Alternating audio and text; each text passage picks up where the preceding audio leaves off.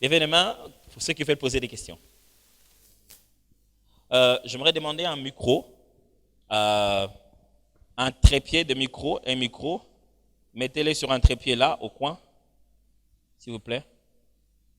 Et ceux qui lèvent la main, quand je vous choisis, vous viendrez à côté du micro, vous parlez à tour de rôle, comme ça vous pouvez aller vous asseoir.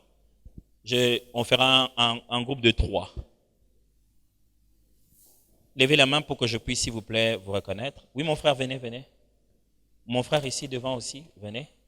Une dame aussi pour des raisons d'équilibre. Le premier tour. Est-ce qu'il y a une dame qui veut poser aussi une question? Une sœur qui veut poser une question? Ça va venir peut-être après. Oui, mon frère, venez aussi. Donc, j'ai 3. 1, 2. Dites-nous votre prénom et posez-nous votre question. Bonjour, pasteur. Bonjour à tous. Vous avez parlé ici, vous nous avez dit que nous, avant de servir, par exemple, dans l'église, certains départements, il faut connaître d'abord son appel.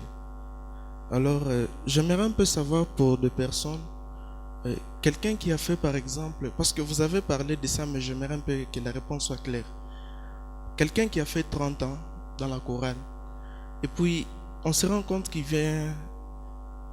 il est devenu comme Jésus, il est le même hier, aujourd'hui et éternellement. Il ne progresse pas. Quelle solution tout court que vous pouvez nous donner avec ces gens-là? Ça, c'est la première question. La deuxième question, j'aimerais un peu savoir réellement le rôle de la chorale dans l'église. Je peux dire comment? La sous-deuxième question, c'est j'aimerais savoir, ça c'est dans l'église, mais dans le culte, quel aussi le rôle des choristes? Ils peuvent faire quoi? Oui.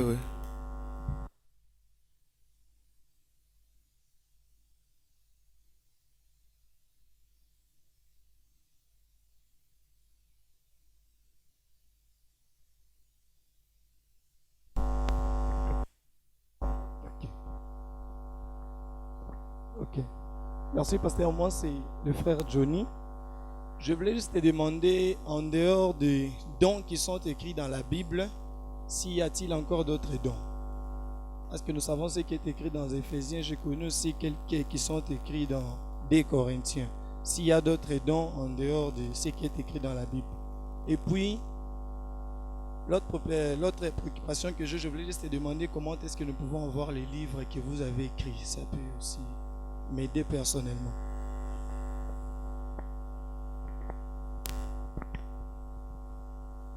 Merci pasteur pour la parole. Mon nom est Nathan. En fait, ma première question, j'aimerais savoir, premièrement, c'est quoi le don? Et c'est quoi l'onction?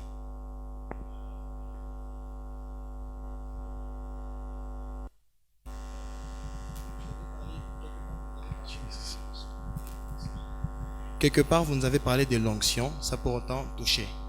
J'aimerais savoir c'est quoi l'onction et son rôle. Parce qu'aujourd'hui, l'onction est devenue comme un mystère, comme quelque chose, l'onction, mon onction, mon onction. Alors, ça nous dépasse un peu, nous qui commençons dès le début. Je peux t'enlever mon onction, je peux te donner mon onction.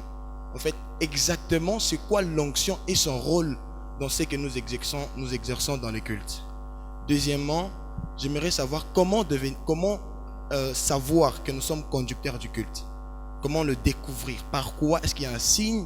Ou bien il faut attendre que l'Esprit puisse nous le révéler dans un songe, dans un rêve? C'est comment savoir que nous sommes conducteurs d'un culte? Merci.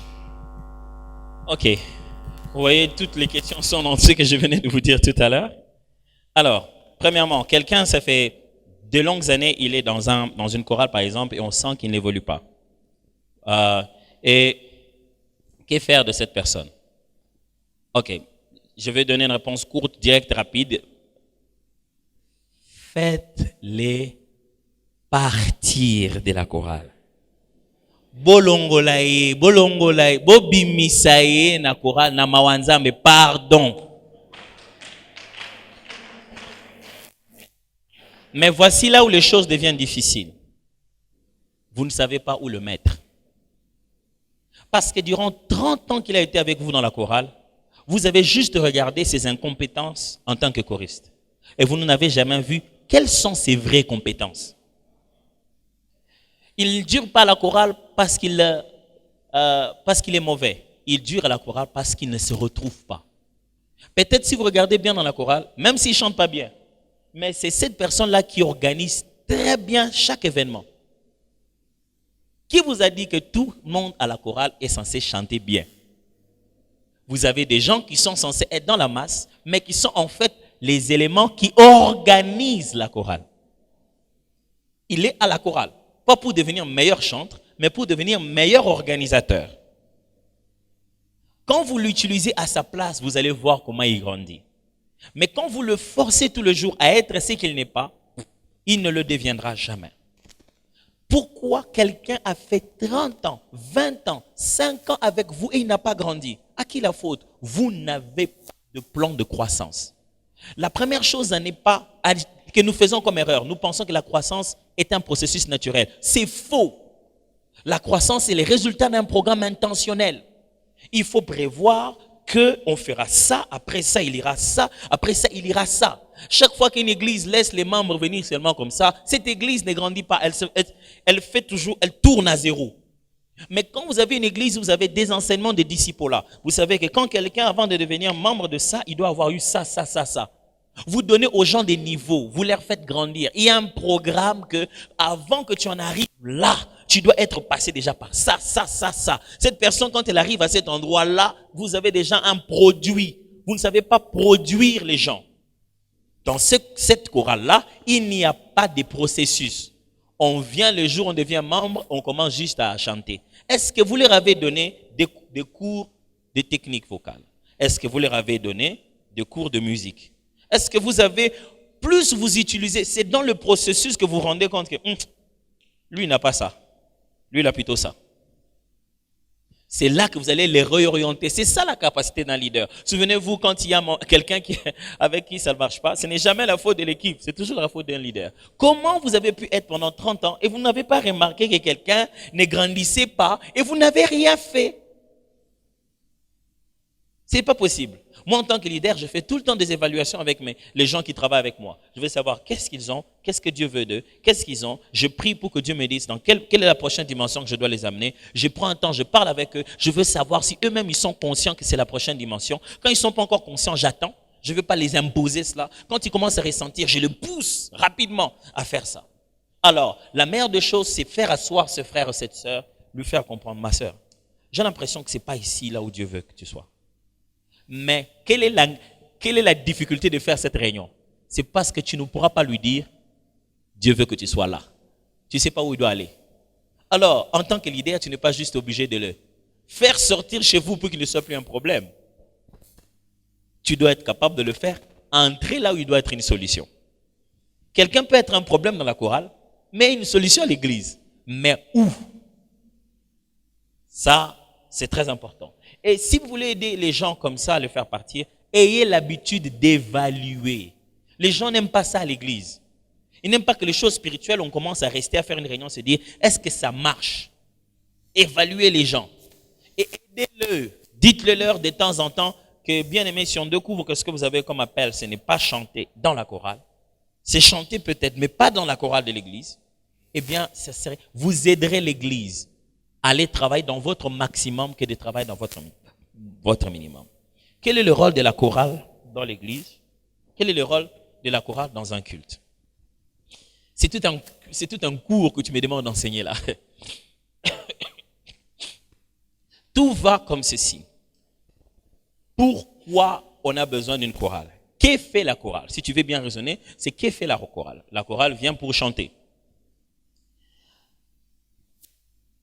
Dans l'Ancien Testament, la première fois qu'un l'ancêtre des musiciens apparaît dans la Bible, l'un des enfants des Caïns qu'on appelle Jubal ou Yubal, en hébreu, ils n'ont pas des J vraiment, ils ont des Y, que des fois on met en J. Alors, ils ne prononcent pas trop le J, ils prononcent plutôt les Y. Mais bon, dans la traduction de la langue, non, on met ça en J. Parce que c'est comme ça que ça va, ce qui fait que quand ils disent Yeshua, nous on dit Jésus, quand ils disent Jérusalem, nous on dit Jérusalem. Yubal veut dire créateur d'atmosphère, facilitateur de climat. C'est lui qui, par ses capacités, facilite une condition. Il crée une atmosphère. Dès les premières fois, l'ancêtre de ceux qui faisaient de la musique avait pour rôle de créer un climat au milieu des gens, pour permettre à faciliter l'intérieur à s'exprimer au milieu des gens. C'est ça le rôle de ce qu'a toujours été la musique. Dans les temples, tout dans les temples, près des prophètes, jusque dans l'église actuellement. L'église, les musiciens sont là, la chorale existe pour faire de la musique un instrument de facilitation de l'expression du peuple dans la présence de Dieu et de la manifestation de Dieu. Nous créons un climat qui permet à l'intérieur de s'exprimer.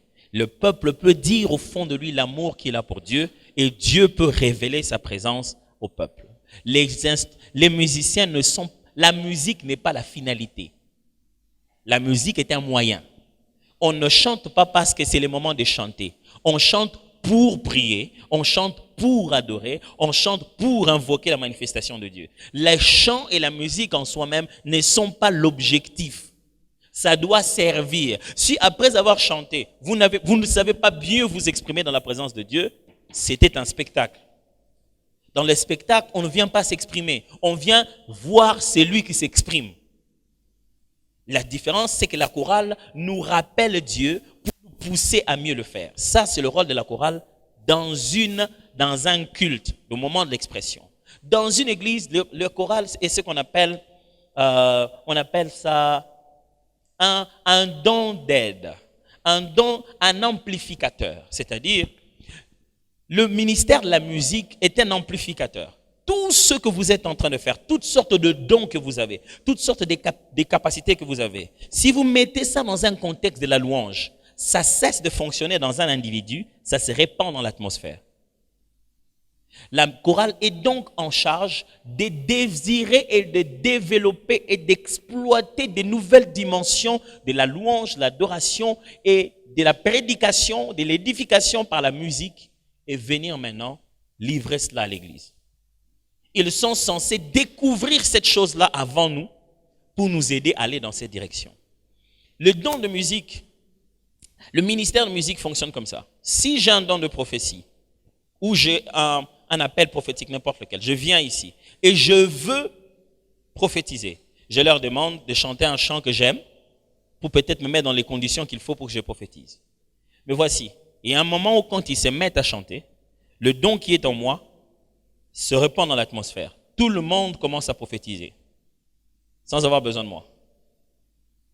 Alors, quand quelqu'un veut exercer son don, et il veut cesser de travailler dans l'onction et commencer à fonctionner dans la gloire, parce que l'onction fonctionne avec nous par l'action que nous posons, mais la gloire fonctionne avec la force de la manifestation de la présence de Dieu, basée sur le don principal que nous avons. Ce qui veut dire, je peux prier pour le malade pour qu'il soit guéri, et les malades peuvent être guéris sans que je prie encore. Pour que les malades soient guéris sans que je prie encore, juste parce que je suis entré dans l'assemblée, ça, c'est les résultats qu'on obtient par l'amplificateur qu'on appelle le ministère de la louange. Pourquoi? Parce que celui qui guérit est déjà élevé. Il n'a plus besoin de t'utiliser toi nécessairement. Alors, que fait la louange? La louange prend le don que tu as et le verse dans l'atmosphère. Tout le monde commence à être affecté par ça. Alors, tout le jour dans l'église, la chorale est censée être cet instrument de Dieu par lequel nous sommes édifiés, parce qu'on chante aussi pour édifier, par lequel nous sommes instruits, parce qu'on chante aussi pour être instruits, et par lequel nous nous exprimons, où ce contexte-là se trouve. C'est que je prêche, vous n'allez pas tout retenir. Mais si c'est que je prêche ici, c'était une chanson, vous allez tout retenir de cette chanson.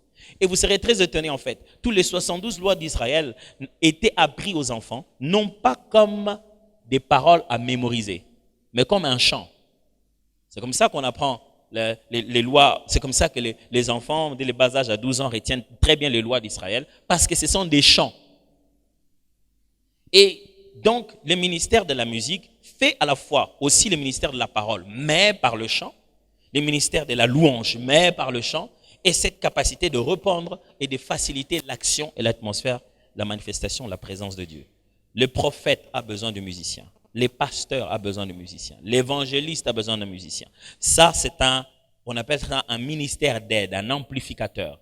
Vous collaborez bien avec ça, vous avez des plus grands résultats et plus rapides.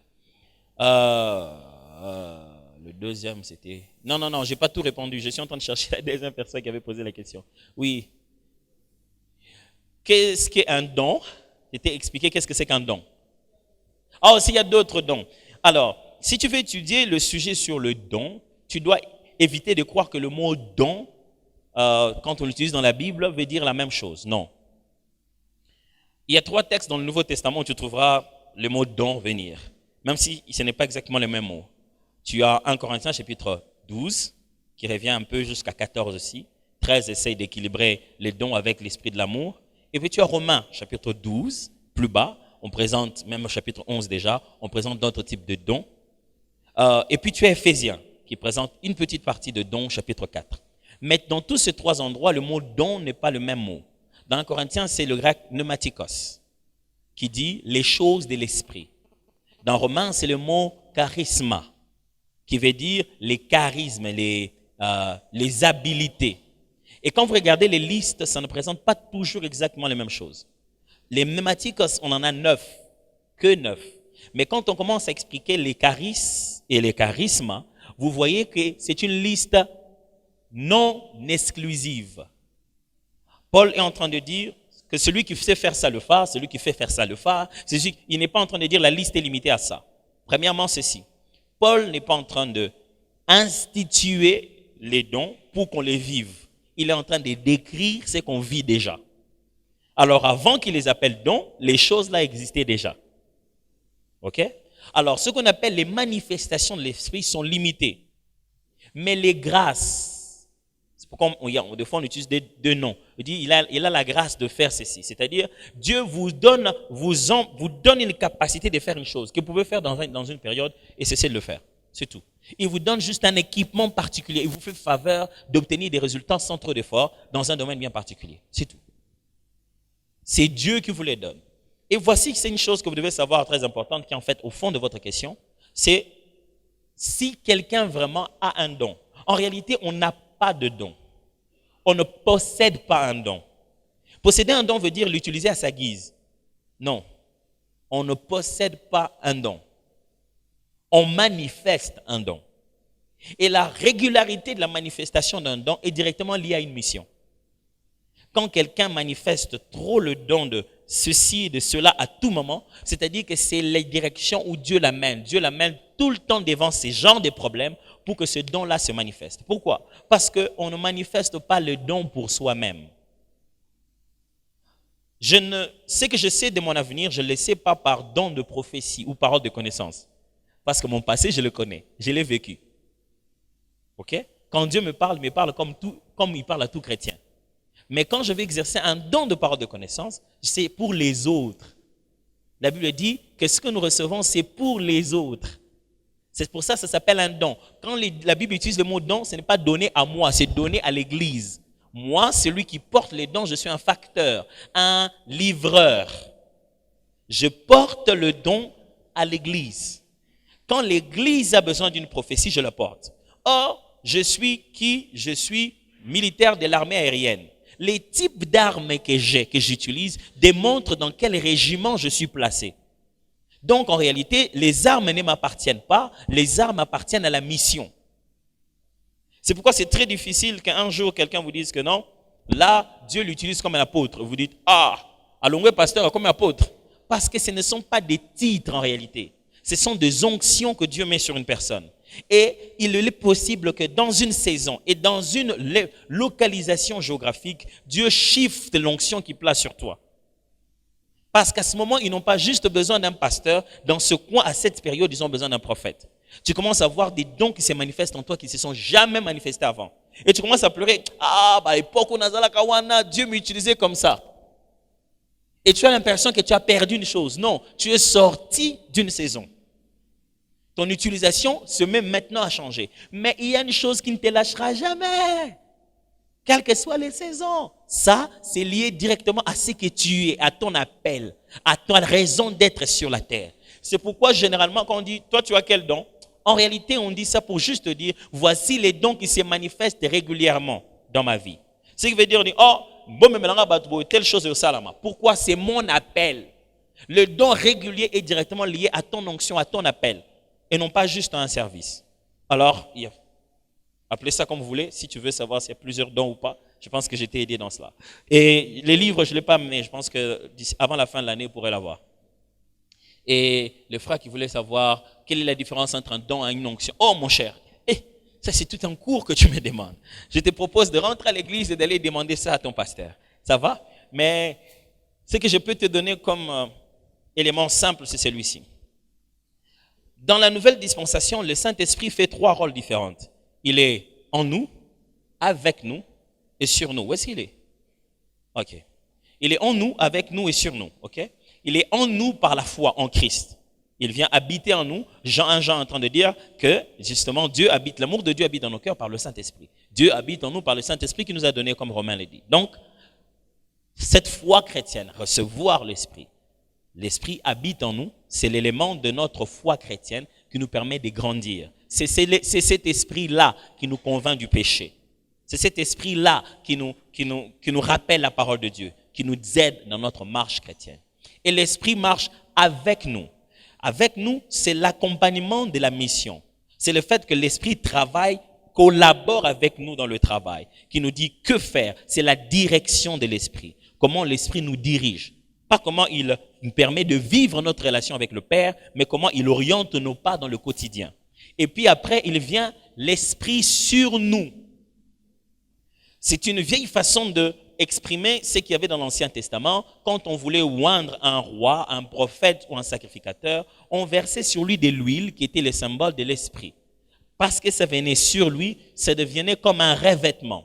C'est la capacitation, je dois appeler ça comme ça.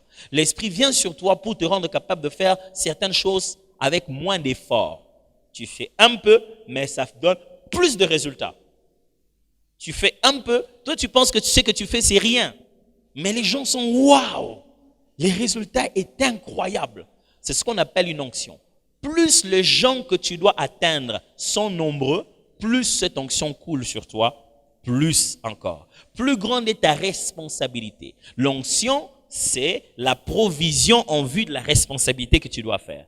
C'est ce que Dieu te donne comme capacité en vue de la provision que tu dois faire. Le seul moyen d'empêcher cette onction d'agir, c'est que l'onction coule en toi pour passer par les autres. Si toi, en tant que canal, tu empêches à cette huile de couler, les gens commencent à avoir l'impression qu'ils ne sont pas fortement touchés.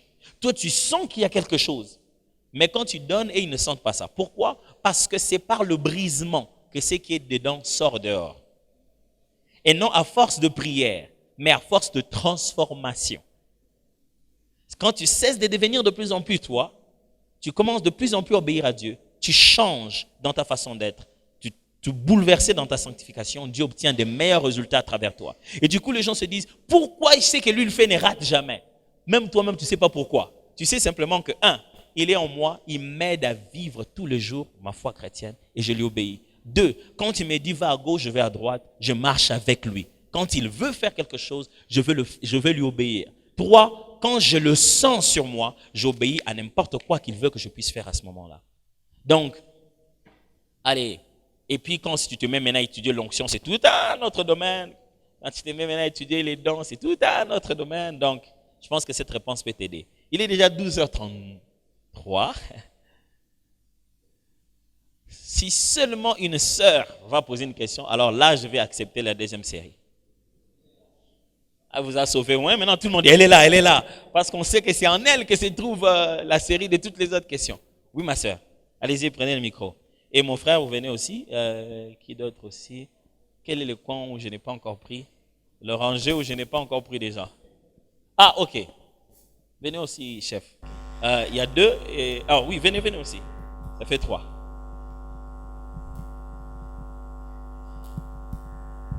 Voilà, merci beaucoup pour la question, pasteur. En répondant à une des questions, vous avez fini en disant que les pasteurs ou les prophètes ont besoin des musiciens. Est-ce que ça veut dire que les musiciens sont indispensables au culte? Parce qu'on arrive parfois dans des cultes où les musiciens sont en train de faire n'importe quoi au lieu de chanter. Et ils sont en train de croire que sans eux, il n'y aurait pas de culte. C'est à peu près ça ma question. Merci, pasteur, pour la question. Vous êtes un leader. Vous héritez d'une chorale dont le musicien, 90% ne veulent délibérément pas changer. Est-ce le nouveau leader peut-il proposer à son pasteur la dissolution de ces groupes? Ça, c'est le premier volet. Le deuxième volet, quelles sont les stratégies que le nouveau leader doit faire pour amener ces groupes à la cohésion? Merci.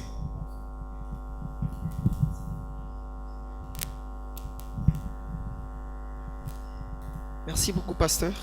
J'ai aussi une question par rapport. Vous avez évoqué au début sur découvrir ce qu'on est et ce qu'on a.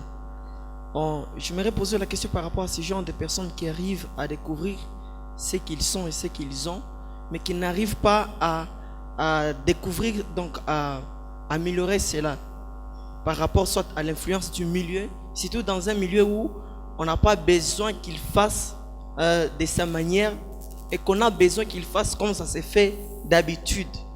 Donc on a besoin de les confiner dans un rythme bien placé. Et comment est-ce que quelqu'un peut développer ou arriver à la croissance de ce qu'il a découvert en lui? Et la deuxième question, est-ce vraiment nécessaire qu'on puisse connaître officiellement que tel est conducteur de culte dans une église, ou que c'est une capacité qui doit appartenir à tout celui qui s'appelle fils d'une église? Et une dernière question, c'est simplement la nuance que je peux peut-être savoir, si ça existe peut-être, sur les deux termes, donc le ministère et le don, s'il y a la différence entre ces deux termes-là. Merci. Ok, merci. Je viens de me souvenir que je n'ai pas répondu à quelqu'un qui voulait savoir comment savoir qu'on est vraiment modérateur à l'église, comment reconnaître ça. Oui, je viens de me souvenir que je n'ai pas répondu à cette question-là. Alors, je vais commencer par vous, ma sœur. Comment vous appelez? Adrienne. Alors, sœur Adrienne, peut-être qu'en parlant, je vais peut-être trop insister sur l'individu que sur la mission. C'est peut-être cette impression que ça donnait. Alors, quand je disais que le prophète a besoin de musiciens, ce n'est vraiment pas d'individu à individu. C'est de grâce à grâce. C'est-à-dire que quand quelqu'un exerce un ministère, n'importe lequel à l'église, il a besoin de cet autre ministère-là, qu'on appelle le ministère de la louange et de la musique. Ça ne veut pas dire que ça doit être nécessairement un musicien. Il est possible que lui-même, en tant que prophète, exerce aussi le ministère de la louange. Donc, il a besoin que ce ministère-là fonctionne. Je ne suis pas en train de dire que les musiciens lui sont indispensables. Je suis en train de lui dire que le ministère de la louange lui est indispensable. Avec ou sans les musiciens de l'église. Même avec lui-même. Même lui-même. Moi-même, quand je veux faire un service, je sens par exemple que je dois passer d'abord par la louange. Je commence d'abord par là. J'exerce d'abord le musicien ou le conducteur de louange qui est en moi. Je ne suis pas en train de dire que les musiciens sont indispensables. Bon, pasteur a besoin de biso. Deux fois, on a besoin de la louange et les musiciens n'en donnent pas. Ils chantent, ils jouent, mais ils ne donnent pas la louange. Donc, on n'a pas besoin d'eux. Et tu vois, des fois, le pasteur lui-même, quand il arrive, il prend le micro, il chante encore. C'est pour dire, je les attendais ici, mais vous les avez fait tourner en rond. Vous les avez amenés nulle part. Donc, ils ne sont pas arrivés là où je les attendais. Et lui-même, il chante encore. Il dit, bon, bien aimé, on va se lever, on va faire ceci. On va lever, après, on va passer. Il fait faire aux gens plein de... Ah, ok, le pasteur voulait justement ajouter quelque chose. Merci, pasteur. Le pasteur reste encore, parce qu'il doit répondre à toutes les autres questions. Je viens seulement partager mon expérience qui va vous aider et qui va changer ou améliorer votre façon d'être dans votre église. À la question de ma fille, Adrienne, écoutez la réponse. Et ça peut surprendre ou ça peut choquer, mais ça va faire rire le pasteur Atoms et Maman Nadège. Maman Nadège, je venais de commencer mon ministère. Après, vous avez suivi le discours de Maman Hélène. Elle a décrit du garage à la montagne de Kawama. C'est là qu'on allait faire notre culte quand on atteignait le nombre de 21, 27, 37, 64. Des Kawama dans la salle des fêtes dénommée tente de réunion. Vous voyez, au début vraiment de mon ministère, nous sommes dans la salle tente de réunion dont la première sortie c'était le 9/9/2012. En ce moment-là, le pasteur a besoin de tout le monde à côté de lui. Un soir, je vois les musiciens commencent à se frotter les mains. Au lieu d'aller chanter, on dirait qu'il y a un vent là. J'ai constaté, vous savez, Dieu nous donne toujours des dons et des grâces. Même avant d'arriver sur les lieux, tu sens ce que va être ce jour-là. C'est exceptionnel. J'arrive, je regarde les musiciens. Ils sont là, ils ne veulent pas chanter, surtout en grande partie les instrumentistes. Or, on a besoin. C'est pour dire à ma fille que si le pasteur a besoin de musiciens, vous aussi les chantres, vous avez besoin des instrumentistes. Les instrumentistes ont besoin aussi de l'ingénieur de son. Il y a une complémentarité. Mais quand tu découvres que tu es important, plus que les autres, tu prépares ta chute. Regardez maintenant, bien-aimés, dans un petit bureau de fortune de ce temps-là, je regarde, je vois les va-et-vient. Finalement, je dis, ces gens veulent me parler. Je les appelle. Venez. Est-ce que, je crois que quelques-uns sont avec moi. Ils ont commencé et ils continuent avec moi. Je pose la question, qu'est-ce qu'il y a? Non, les musiciens veulent te parler. Je les ai dit, venez tous. Ils sont entrés dans mon bureau. Voilà leurs préoccupations. Pasteur, tu dois commencer à nous payer. Au début de mon ministère, Maman Nadège, pasteur, tu dois commencer à nous payer. J'ai dit, ah, c'est pour ça que vous ne voulez pas chanter, vous passiez ici. J'ai dit oui. J'ai dit, ok. Je leur ai parlé d'un de mes fils, très doué, ayant tous les dons. À la batterie, il joue. Au synthé, il a accompagné même Papa Alain, Molotte de son vivant, au bâtiment du 30 juin ici. Il était là.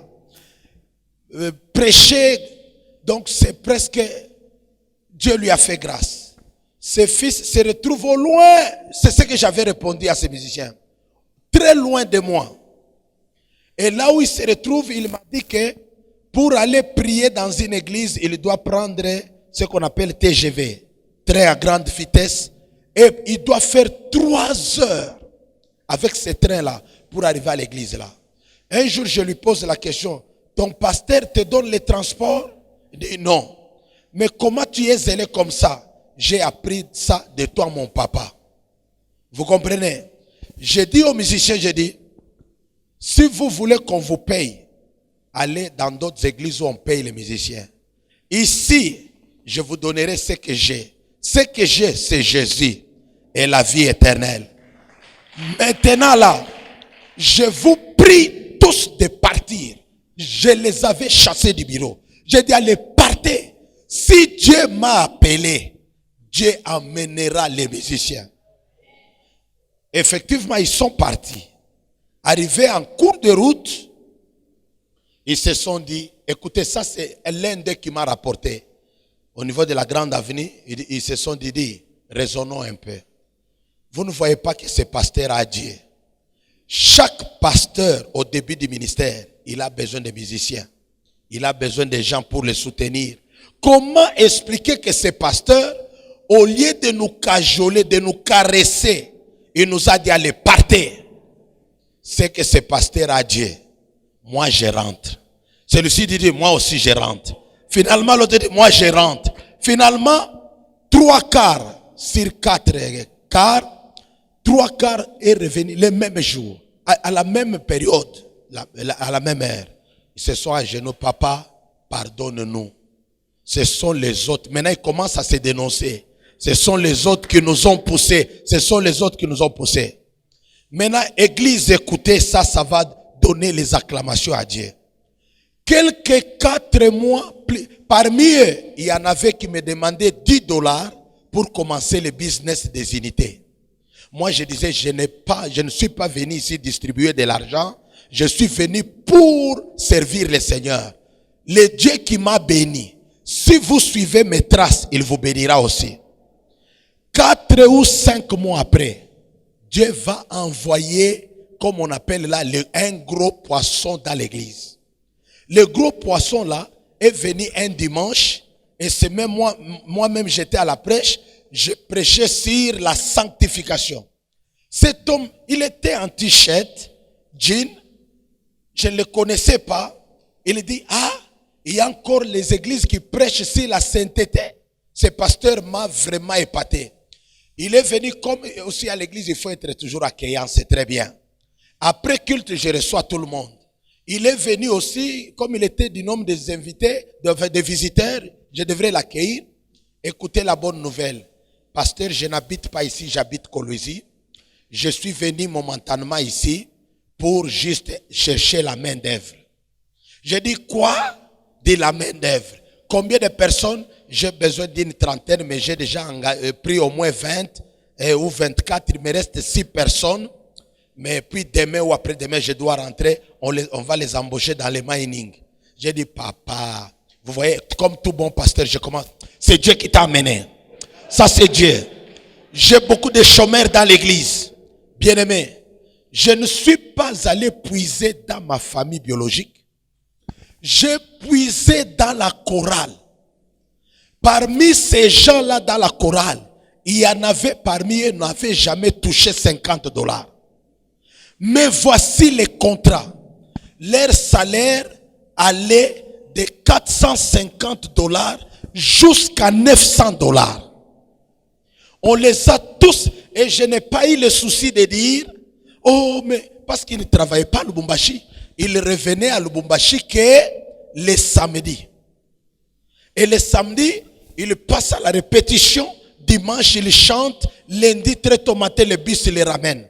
Mais les cultes de la semaine, je n'avais pas ce souci. J'ai dit, le Dieu qui m'a appelé pour voir. Mais entre-temps que ces gens aient un travail pour subvenir à leurs besoins. Ironie du sort, beaucoup d'entre eux ne payaient même pas la dîme.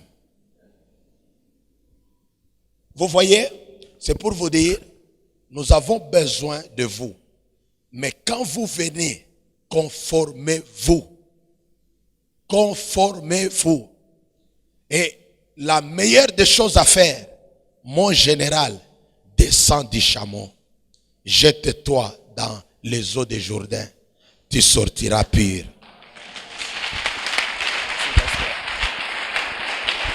Amen.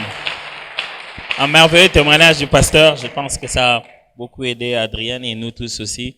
Alors donc, quand je dis qu'on a besoin de ce ministère, je ne suis pas en train de dire qu'on est obligé d'utiliser ce qu'on appelle des musiciens à l'église. On a besoin plutôt que ce ministère-là soit actif à l'église. C'est très, très, très important que le ministère soit actif. Et comme le pasteur l'a dit, que ce soit actif par Dieu, non pas par les autres.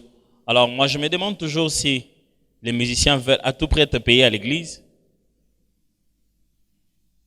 C'est parce qu'il faut qu'on les paye ou parce qu'ils n'ont rien à faire? Oui, sincèrement, je me demande.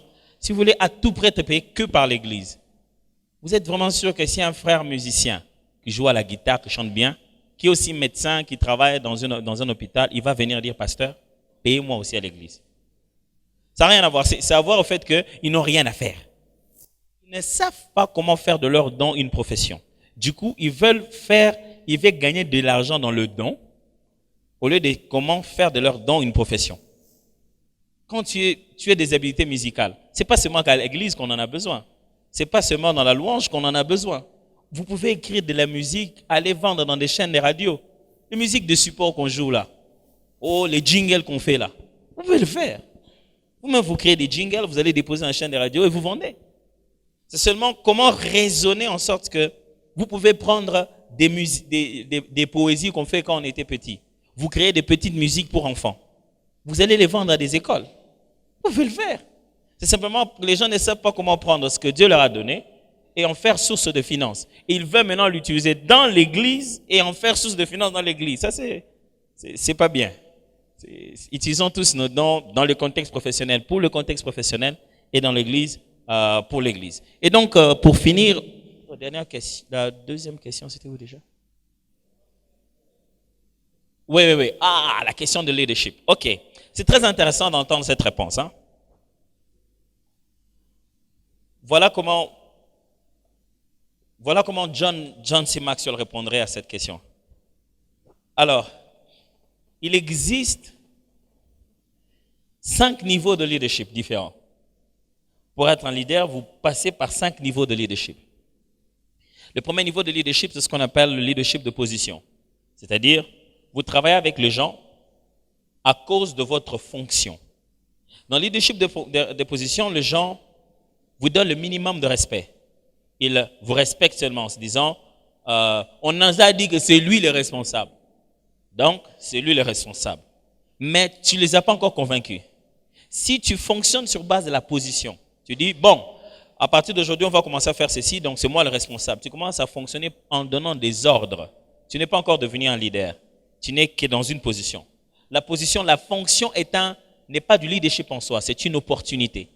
On te met en position de pouvoir maintenant prouver que tu es un leader. Deuxième niveau, il y a ce qu'on appelle le leadership de permission. C'est-à-dire, tu commences maintenant à bâtir une relation. Je vais vous donner un exemple qui va peut-être mieux vous aider. Il y avait un pasteur qui a fini les études théologiques et comme dans toutes les églises protestantes, on change des pasteurs de foi. Il est pasteur ici 5 ans, va là-bas. Alors il est allé dans une autre église. Dans cette église, il y avait l'orgue, un truc qui ressemble à un piano et qui a des tubes comme ça, qu'on joue généralement dans les églises catholiques. Et l'orgue est un instrument très difficile à jouer parce qu'on joue avec les 2 mains et les 2 jambes. Alors il faut avoir été initié, avoir appris. Et il y avait un vieux qui jouait à l'orgue, ça fait très longtemps. Et comme vous savez, dans les églises protestantes, les comités durent plus que les pasteurs. Du coup, les comités commencent à avoir plus de pouvoir que les pasteurs. On change des pasteurs, mais les comités sont là. Alors le jeune pasteur qui vient à l'institut théologique arrive, c'est lui qui doit diriger l'église. Il s'est dit déjà qu'il faut que je change beaucoup de choses. En tant que leader, quand on arrive quelque part, on veut du changement. Et il arrive, première des choses qu'il demande, on dit, enlevez-moi cet orgue-là, bougez-le, mettez-le là-bas. Bon, les gars qui jouaient au orgue n'étaient pas là. Il arrive, il trouve qu'on a bougé l'orgue. Il dit, qui a bougé l'orgue? Il dit, non, mais le nouveau pasteur qui a dit, qui a bougé l'orgue? Moi, j'aime jouer ça là-bas. Vous remettez cet orgue-là ou bien je ne joue pas. Ils remettent l'orgue. Le pasteur vient et dit, qui a changé la place de l'orgue? Il dit, mais les gars qui jouent l'orgue, c'est lui-même qui a changé ça. Il dit, remettez ça. Il dit, mais il risque de ne pas jouer. Il dit, il va jouer. Le dimanche, il vient, il ne joue pas. L'orgue n'était pas au bon endroit. Dès dimanche, il ne joue pas. Ah, les gens le connaissent, lui, plus vieux que les pasteurs ne le connaissent pas. Quand il commence à bouder, quelques personnes ne viennent plus. Pourquoi on ne joue plus l'orgue à l'église? Commence à faire de bras de fer avec lui. Si c'est moi le pasteur. Quand vous dirigez les gens sur base de votre fonction, le leader qui a besoin de rappeler chaque fois que c'est lui le chef n'est pas encore un leader. C'est très important. Alors donc, il s'est fait que, au bout d'un moment, ça ne marchait pas. Il a remis l'orgue à la place, il est allé voir le monsieur, il dit vraiment pardonne-moi, j'ai remis l'orgue, tu vois, vous êtes des vieux, moi je viens à peine d'arriver, il faudrait que vous me montrez comment les choses se font. Il a amené sa femme et son enfant, ils sont allés le voir à la maison. Il a dit, mais vous êtes toujours comme ça les jeunes. Pourquoi tu n'es pas venu comme ça d'abord? Hein? Ils ont mangé ensemble, ils ont commencé à se connaître, commencé à parler. Chaque semaine, quand ils parlaient, ils se rapprochaient. Les pasteurs rentraient à l'église, ils bougeaient l'orgue. Chaque semaine, après, plus ils se connaissent, ils bougeaient l'orgue. Après 1 mois, l'orgue avait changé d'endroit et les gars n'avaient pas senti ça. Ce n'est pas l'orgue qui bougeait, c'est la relation qui bougeait. Il n'a pas encore donné la permission de l'influencer. Ce n'est pas parce qu'on vous a donné la fonction que les gens vous permettent de les influencer. Sachez que quand vous prenez une fonction, sachez qu'il y a toujours un leader qui est sur place. Si vous croyez que maintenant tout le monde va vous obéir, c'est faux. Vous devenez le responsable, mais eux, ils ont confiance à leur dirigeant technique. Tout ce que tu diras, ils le regarderont d'abord. Si lui n'a pas encore bien accepté ça, ils vont aussi bouder. Alors quand tu arrives, ne les dirige pas, connais-les d'abord. Établis une vraie relation avec eux, essaie de savoir où ils habitent, appelle-les par eux-mêmes, essaie d'apprécier des choses en particulier qu'ils ont, établis une relation. Alors, ils vont commencer à te permettre de les diriger. Le 3e niveau s'appelle un leadership de résultats. C'est-à-dire, maintenant, tu dois faire des choses. Tu dois prendre des initiatives et produire des résultats qui les permettent de se dire « Ah, je comprends pourquoi le pasteur l'a fait leader. » Si le pasteur t'a mis là-bas parce que tu as quelque chose de Dieu, prouve ça maintenant. Quand tu commences à donner des preuves maintenant, tu fais des choses qui montrent à tout le monde. Je suis le chef de la chorale, j'ai prévu un arrangement, quand on l'a joué, ça touchait l'église. Là, son truc là, ça marchait. Maintenant, les résultats commencent à te distinguer. Les deux autres niveaux, il faut venir à l'école. Alors, mais je voulais juste amener dans ces trois niveaux pour te dire, sortir les gens de l'Égypte, leur changer de leader, ne sort pas l'Égypte en eux. Je répète, sortir les gens de l'Égypte, leur changer de leader, ne sort pas l'Égypte d'eux. Le problème d'Israël, ce n'était pas de sortir de l'Égypte, mais c'est de sortir l'Égypte d'eux. Parce qu'ils étaient dans le désert et ils disaient à Moïse, que ne sommes-nous pas morts en Égypte quand on mangeait des concombres? Vous êtes déjà libres, mais votre mentalité est fermée. Alors, se battre avec la mentalité des gens, la première des choses à faire, c'est jamais leur donner l'impression qu'ils ont un problème de mentalité. Si tu leur dis qu'ils doivent changer, ils ne vont pas changer. C'est très difficile. Quand tu dis aux gens, c'est les choses là que vous faites n'est pas bien. Vous êtes en train de leur dire jusqu'ici, c'est zéro. Qui s'allume banda maintenant quand moi je suis devenu le chef. Alors là, les choses ont commencé. La question est celle-ci. Quel est votre plan pour leur changement? On n'ordonne pas les changements dans un homme. Le changement est un processus. On ne vient jamais lui dire, abandonnez vos habitudes là de venir à la chorale en retard. Et demain, il commence à abandonner. C'est faux. C'est un processus. Et quel est votre plan d'action pour qu'ils deviennent d'autres? Ils changent. Vous devez avoir un processus en disant, après 2 mois, si je les amène comme ça. Après 3 mois, je les amènerai comme ça. Après 4 mois, je les amènerai comme ça. Il faut avoir un processus et avoir une vision qui les permet d'évoluer. Et dès que vous aurez établi les relations avec les gens, vous comprendrez que vous n'êtes pas en train de diriger la chorale. Vous dirigez chaque membre de la chorale. Vous ne dirigez pas encore un système, vous dirigez des individus. Si vous vous battez contre le système, tout le monde se battra contre vous. Séparez-les, divisez-le, ayez-le individuellement, alors vous pouvez rebâtir une nouvelle mentalité dans le système. Fondre le système pour refaire les gens, vous allez recréer un nouveau système. Le jour où vous cessez d'être leader, celui qui vient après vous va encore avoir besoin de fondre le système et de faire son groupe. Hein? J'espère que j'ai répondu. La dernière question, c'était... Mon cher, tu me poses des questions très larges. Différence entre ministère et don, on peut passer du temps. Et à part les différences entre ministère et don, il y avait quoi comme question?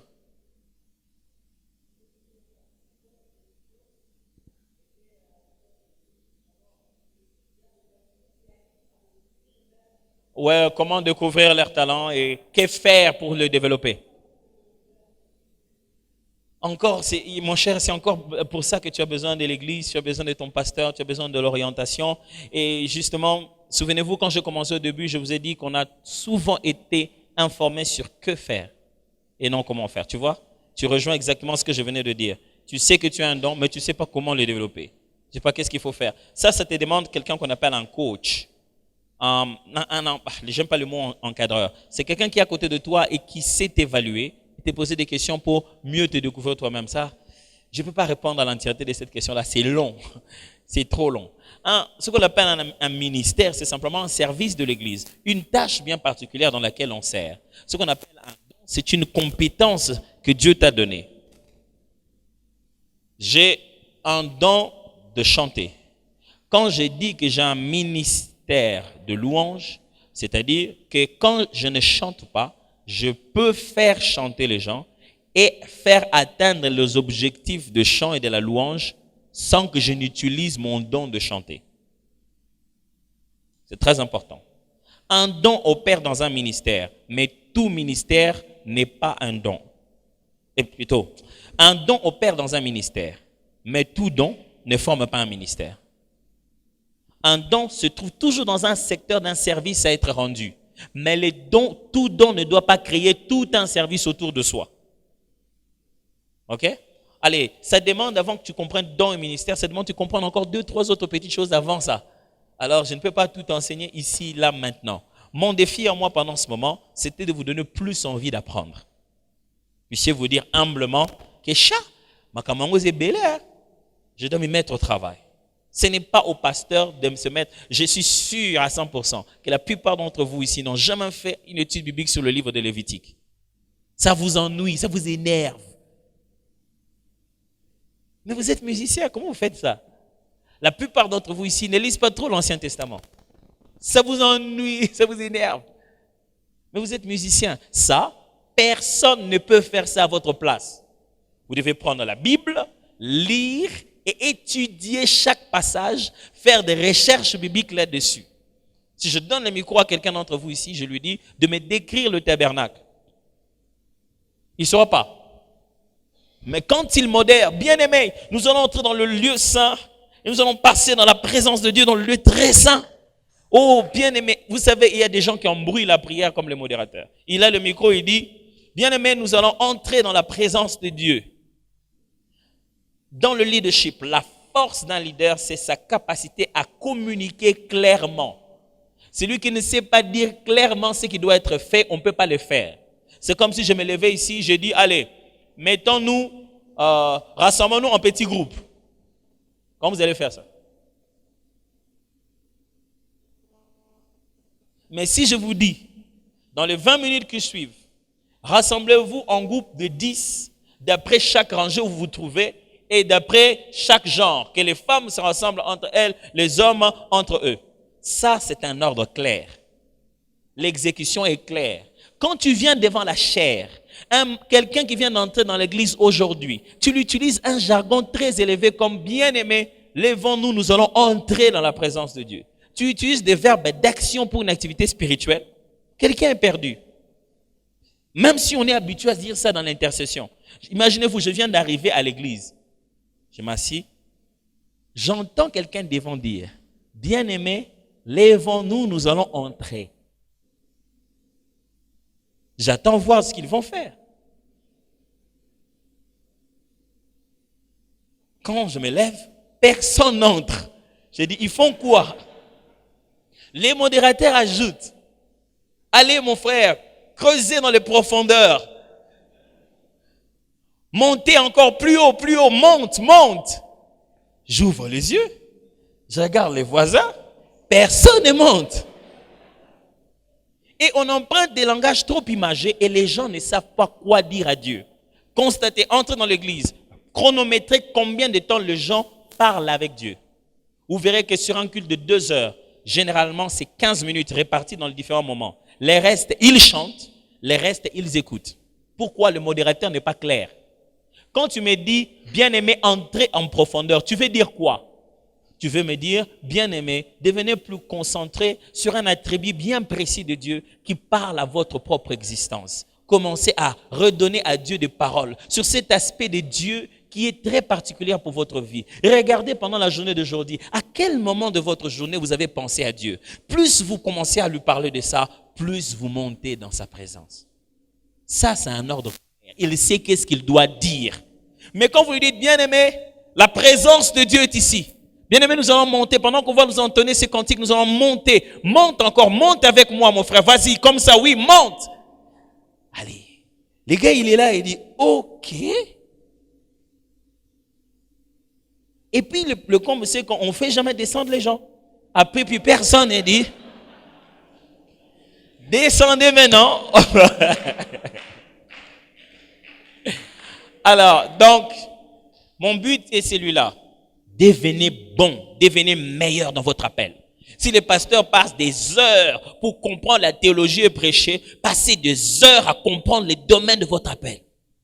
Si les pasteurs passent des heures à se dire comment ils doivent diriger les gens, passez des heures à comprendre comment diriger les membres de votre chorale. C'est votre bergerie. Il n'y a rien. Des fois, on me pose la question de savoir, pasteur, mais tu es pasteur, tu es musicien, tu fais tout ça là comment? Je leur dis, ma réponse est simple. Il n'y a qu'un seul standard pour tout ce que je fais. Je ne mène pas une vie de musicien et puis je vais mener une vie de pasteur. Non, il n'y a qu'un seul standard, c'est ce qui me facilite la tâche. C'est le standard d'enfant de Dieu. Je lis la Bible parce que je suis un enfant de Dieu. Je l'étudie parce que je suis un serviteur de Dieu. Et ça n'a rien à voir que les musiciens étudient peu la Bible et les pasteurs, ils en étudient beaucoup. Non. J'ai le même standard pour servir Dieu. C'est pour ce standard-là que je le sers en tant que musicien, en tant que pasteur. Je ne considère pas que quand je suis musicien, je dois moins lire la Bible, ou moins prier, ou moins faire des retraites. Je n'ai qu'un seul standard pour rendre l'œuvre dans tout ce que je suis censé faire. Alors ne pensez pas que c'est le pasteur qui doit donner de ses énergies pour nous préparer la prédication de demain. Non, la prédication du dimanche, c'est aussi l'adoration du dimanche. Pourquoi le pasteur doit-il gêner pour savoir qu'est-ce qu'il doit dire et vous ne devez pas gêner pour savoir où vous devez nous amener? Chaque message demande un lieu pour être dit. Si spirituellement les gens ne se sont pas localisés à l'endroit où ils peuvent recevoir facilement le message que le pasteur va dire, vous allez rendre sa prédication difficile. Il parle et ça passe pas. Il parle et ça passe pas. Quand les gens viennent, l'incrédulité est dans l'air. Vous devez imposer les règnes de la présence de Dieu pour que le message aille d'esprit à esprit. Ça facilite le climat. Le pasteur n'a pu expliquer des choses. Ça va direct. Moi, une des choses qui s'impose quand je suis en train de prêcher, plus le climat de la gloire de Dieu devient très fort, plus moi-même je me perds dans ma procédure de la prédication. Je commence à bombarder tout ce qui vient. Et le bon côté, c'est que tout ce qui vient marche. Tu n'as même pas besoin c'est comme si les gens, au fond d'eux, ils t'entendent de l'intérieur. Pourquoi? Parce que quand la musique a fait son affaire, le prédicateur devient prophète. Quand il parle, tout le monde a l'impression qu'il parle à eux. Il me parle à moi. Pourquoi le pasteur s'est-il protégé, gardé pour venir servir? Et vous, les musiciens, le samedi, vous êtes allés dans les fêtes, la nuit, danser et dansonner dans des bars, des boîtes de nuit. Vous donnez des rendez-vous bizarres et croire que votre voix restera toujours belle. Ce n'est pas par la voix qu'on chante, c'est par la vie qu'on communique. Allez, merci beaucoup.